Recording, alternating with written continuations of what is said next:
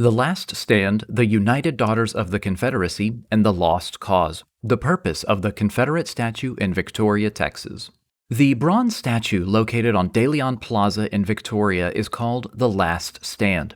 It was sculpted by Pompeo Copini and dedicated on July 10, 1912. On the back of the statue's red granite base, a plaque reads, "To the soldiers of the Confederate States of America, this monument is dedicated by the William P. Rogers Chapter, United Daughters of the Confederacy, Victoria, Texas, June 3rd, A.D. 1912. On civilization's height, immutable they stand." This part right here is probably what most people are unfamiliar with, dedicated by the United Daughters of the Confederacy. But who is that exactly? The UDC describe themselves as a heritage organization dedicated to preserving the legacy of the South. But that second part is a bit misleading, as you'll see. Since their founding in 1894, the United Daughters of the Confederacy have erected upwards of 700 or so statues, monuments, and dedications to cement themselves as the ultimate authority on the Civil War and the Confederacy. But what do they do with that position? They promote an ideology known as the Lost Cause that alters the way we view and teach the history of the Civil War era, with an emphasis on minimizing the horrors of slavery. The UDC promotes the idea that Texas seceded from the United States not because of slavery, but states' rights. We know this is false, however, because we have Texas's official declaration of causes from the Secession Convention of Texas in 1861. Our state openly declared that it was leaving the United States in order to protect the institution known as Negro slavery, the servitude of the African to the white race, which her people intended should exist in all future time. This misdirection of states' rights is one of the UDC's many inaccurate messages. There are lots of examples of the UDC misrepresenting the Confederacy, including their catechisms. The UDC have a set of catechisms, which is a teaching tool often found in religious organizations used for educating members on their pillars of truth. In the UDC's catechisms, they can't even admit that the Confederacy lost the Civil War. Instead, they say it was overpowered by numbers and its resources exhausted. They also make the claim that slaves were treated with great kindness and care. Here's another one. What secret society saved a civilization and made it possible for white people to reside in the state? The Ku Klux Klan. Tell about this organization.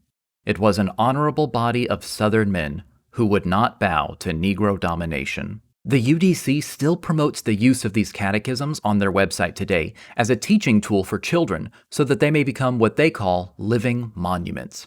And this isn't a one-off instance. The UDC wrote, published, and distributed an entire book dedicated to the KKK, describing their actions of intimidation and murder as heroic deeds. It's called The Ku Klux Klan, or The Invisible Empire.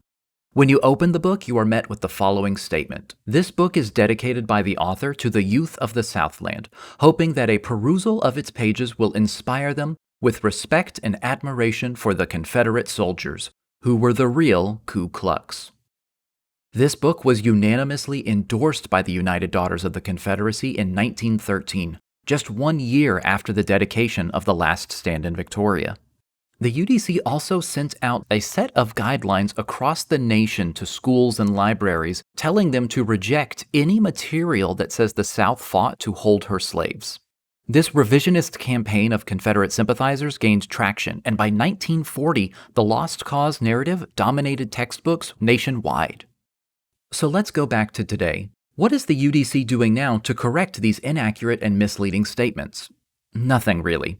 While they have written a very half-hearted message on their website denouncing racism, they also excuse the behavior by saying we can't impose modern sensibilities on the Confederacy, even though historians have records of people condemning slavery as far back as 3rd century BC in Athens, over 2,000 years prior to the Confederacy. The UDC currently spends its time and money suing anyone that tries to do anything to remove or correct the misinformation that the Confederate monuments contribute to.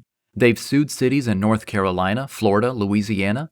They sued the city of San Antonio and Franklin, Tennessee. When the city of Franklin, Tennessee decided to install a Union carriage with a cannon on their public square, which housed a Confederate monument, nothing happened.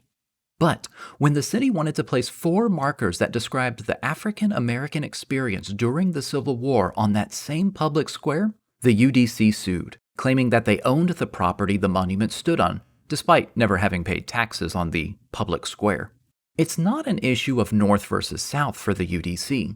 The UDC is weaponizing their affluence in order to silence black voices, just like they did in the 1950s and 60s, where they shifted their focus from having Confederate statues to having educational buildings named after Confederate icons as the civil rights movement began to allow African Americans to attend desegregated schools. But let's bring it back to Victoria. So, is the UDC's Victoria chapter still active? They are. In fact, here's a photo of our local Victoria chapter from just 2 years ago, celebrating the birthday of Confederate President Jefferson Davis, who had this to say about Black Americans. "We recognize the Negro as God and God's book and God's laws in nature tell us to recognize him, our inferior, fitted expressly for servitude."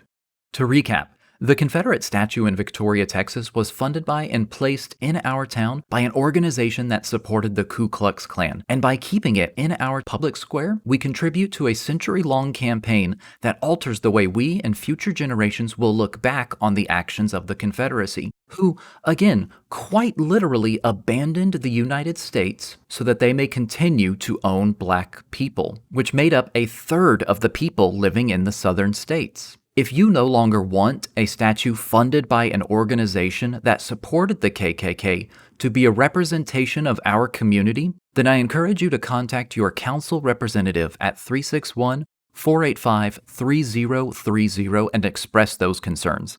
Thank you for watching.